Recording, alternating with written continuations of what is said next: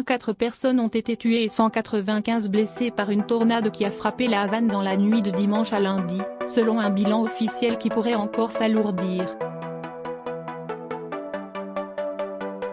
Le site internet officiel Cuba Debate a indiqué que La Havane a été frappée par une puissante tornade qui peut être comparée à un ouragan de catégorie 4 ou 5, même si son impact est plus localisé.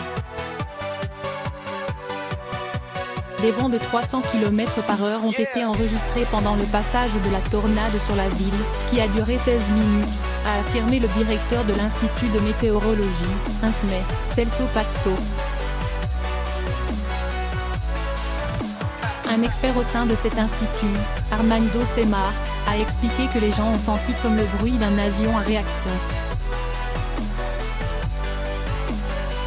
Des journalistes de l'AFP ont constaté que des rues du quartier de Luano, dans la municipalité du 10 octobre, étaient remplies de débris.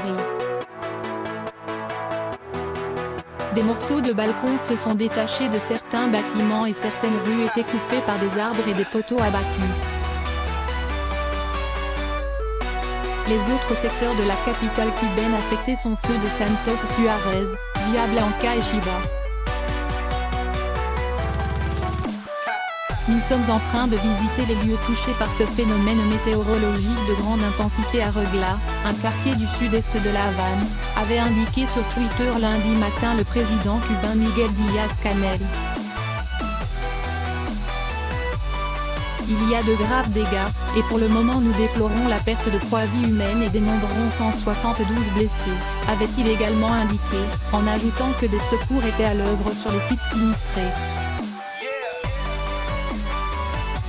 Un nouveau bilan officiel a été donné lundi soir, faisant état de 4 morts et 195 blessés, dont plusieurs sont dans un état grave. Quelques 1238 habitations ont été endommagées par la tornade, dont 124 sont entièrement détruites, a affirmé par ailleurs Juan Montalvo, un responsable du gouvernement provincial. Forte tornade sur La Havane. Cela m'est tombé dessus dans la rue, en voiture, avec mon épouse et mes enfants.